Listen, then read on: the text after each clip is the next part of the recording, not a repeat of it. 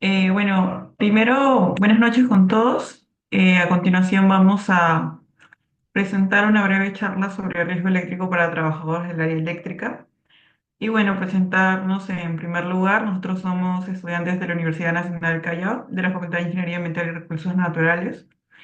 Integrantes de los que van a dar esta pequeña charla son Aguilar Rosales Marianela, quien les habla Córdoba Jiménez, Pereda Mata Cintia y Taba Cáceres Ana Lucía.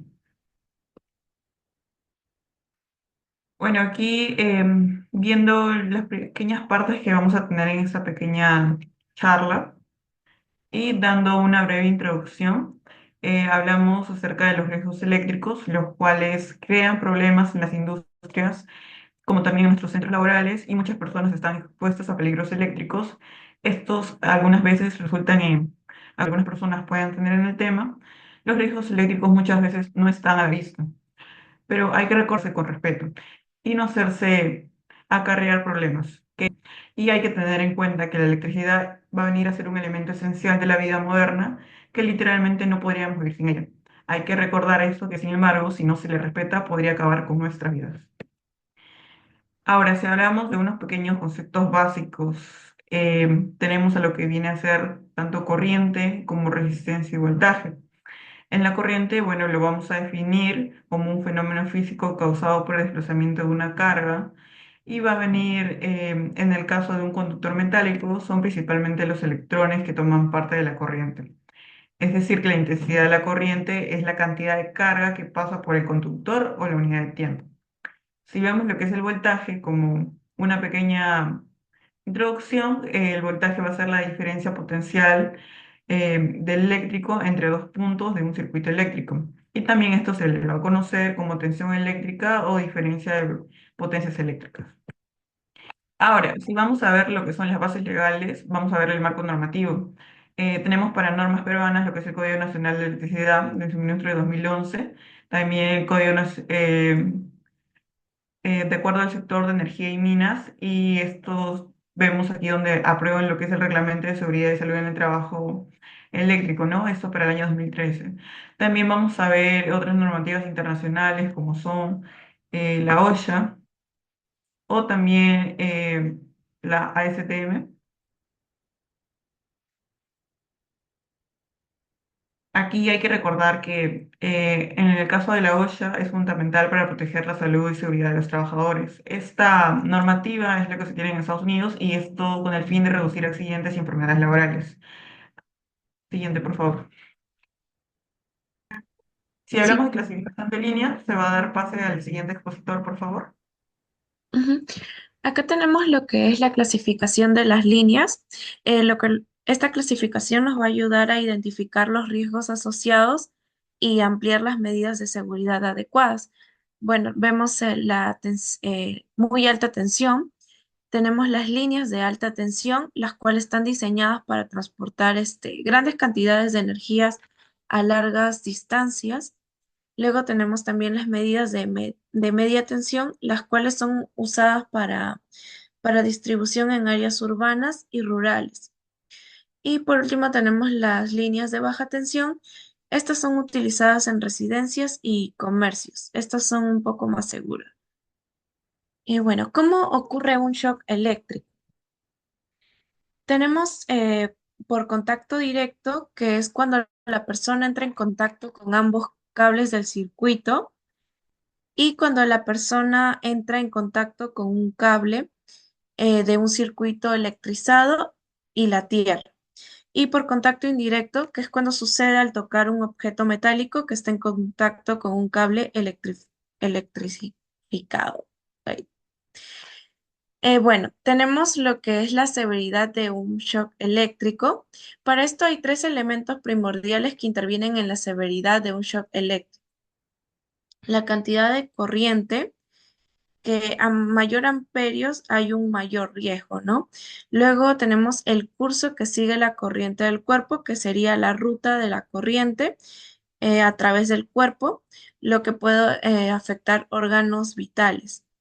Y por último tenemos la duración del contacto. A más tiempo habrá un mayor daño. Luego tenemos las causas según, según el paso de la corriente. Tenemos por falta de mantenimiento preventivo a equipos eléctricos deteriorados. Luego tenemos por sobrecarga de circuitos eléctricos. También tenemos el uso incorrecto de equipos, bueno, de equipos mal manejados o inapropiados, ¿no? Tenemos la falta de capacitación, intervención de personas no autorizadas, empleo de equipos eléctricos defectuosos, conexiones eléctricas inadecuadas o manipulación de instalaciones eléctricas sin desconectar la energía. Bueno, ahora vemos, acá vemos los efectos según el paso de la corriente. Tenemos según la intensidad, las intensidades, tenemos intensidades no peligrosas, intensidad peligrosa y altamente peligrosa. Las no peligrosas es, bueno, se miden según los miliamperios, que es de uno o menos, y el efecto, bueno, no da ni una sensación y se conserva el control muscular. En la intensidad peligrosa, que ya es de 8 a 15, bueno, de 8 a 15 encontramos el llamado shock doloroso o la pérdida de control de los músculos afectados. De 15 a 25 vemos el shock doloroso, que es la pérdida del control muscular también, pero en esta no se puede soltar el conductor agarrado con la mano. De 25 a 50, bueno, acá se dan fuertes contracciones musculares y una dificultad para respirar. Y de 50 a 100 pueden causar fibrilaciones ventriculares. Y altamente peligroso ya es cuando va de 100 a 200, que causa eh, una fibrilación ventricular también. Y de 200 a más, fuertes contracciones musculares, quemaduras graves o hasta un paro cardíaco. Ahora le doy pase al siguiente expositor. Buenas noches. Bueno, para continuar, vamos a hablar lo que es el personal, cuáles son los EPP necesarios, básicos que se tiene que realizar en este tipo de labores, ¿no? De trabajo.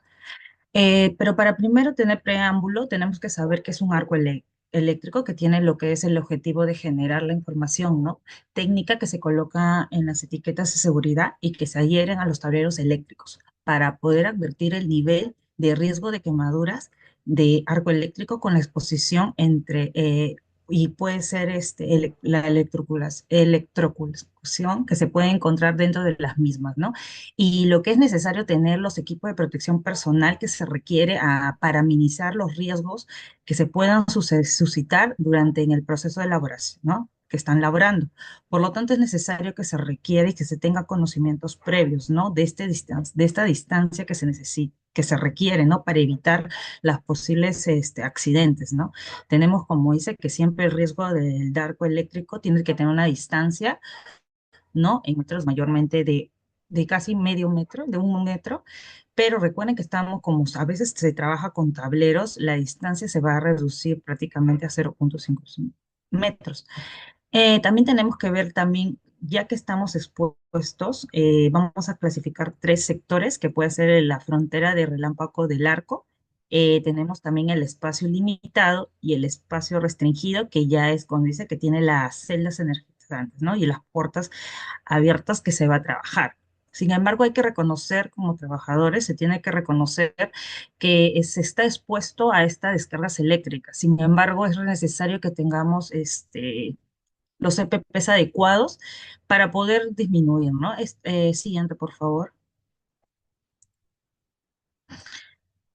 Como pueden hacer la selección de los EPPs, en primer lugar se puede hacer los calzados que tienen que ser hechos de cuero, ¿no? Y la planta aislante es muy importante que es un calzado que tenga las condiciones de seguridad para en el tiempo, cuando se realiza, ¿no? El trabajo.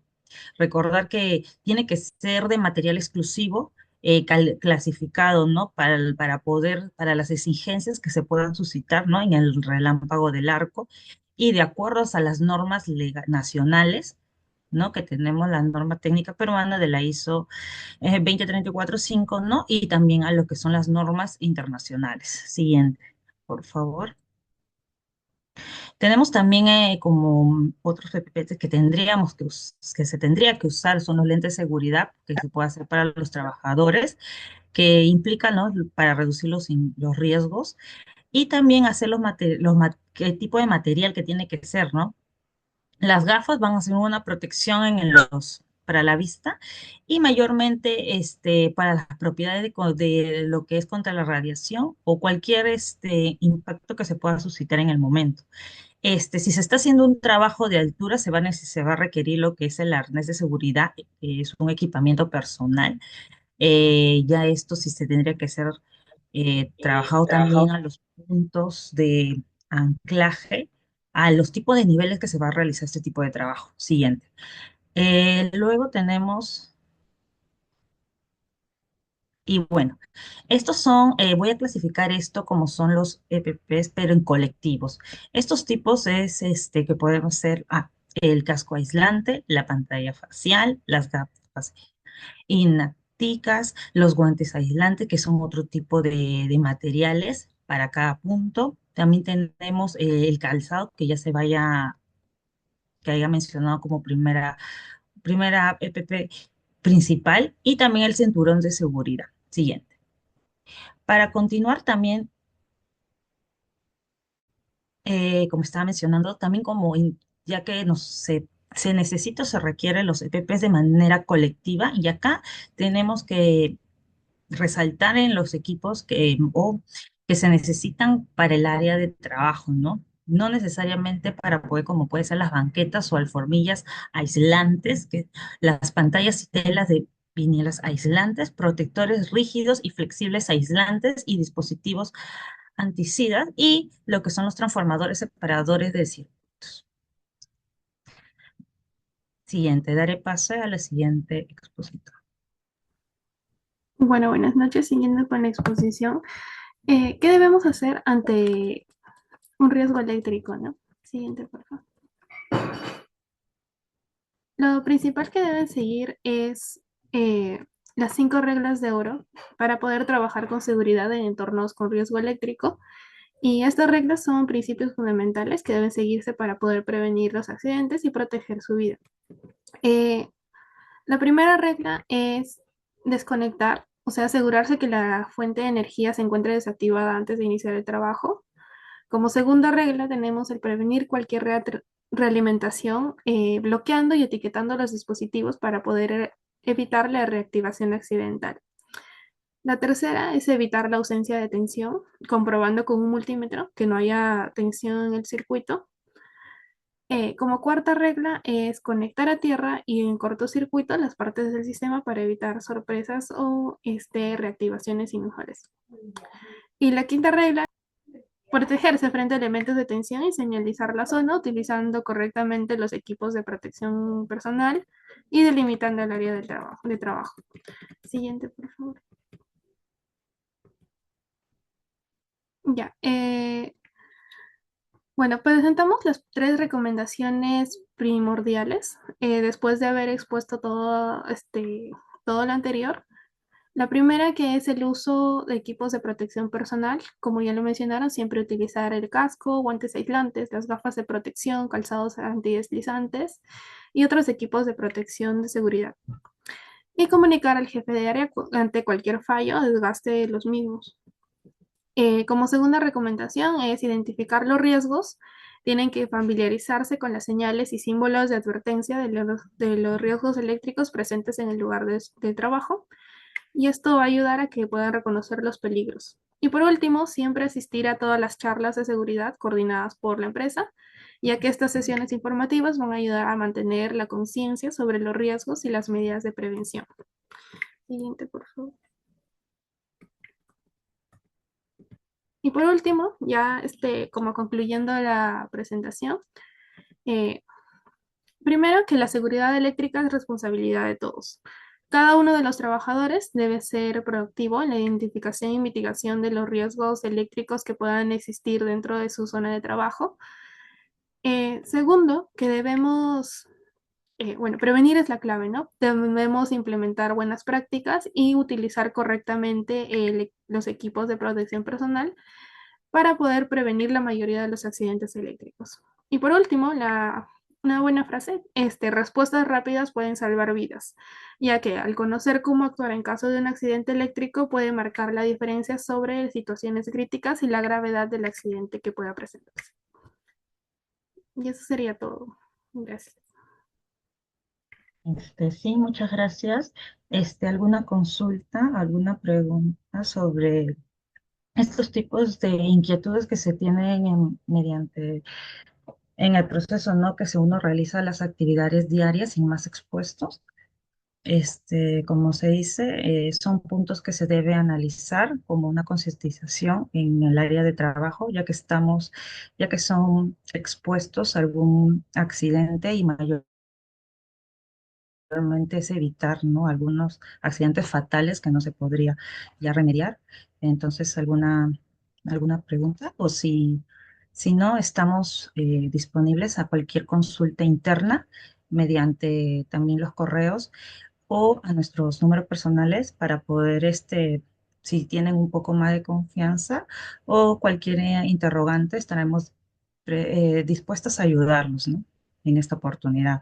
También agradecerles su presencia y este tiempo que nos brinda, mayormente la empresa también para poder darle esta capacitación breve y esperemos que también tengamos otras oportunidades y hablar otros temas que también son fundamentales para lo que es la seguridad y protección, ¿no? Del trabajador actualmente.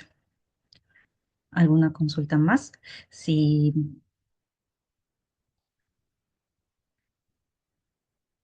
si eso sería todo, muchas gracias a todos y buenas noches.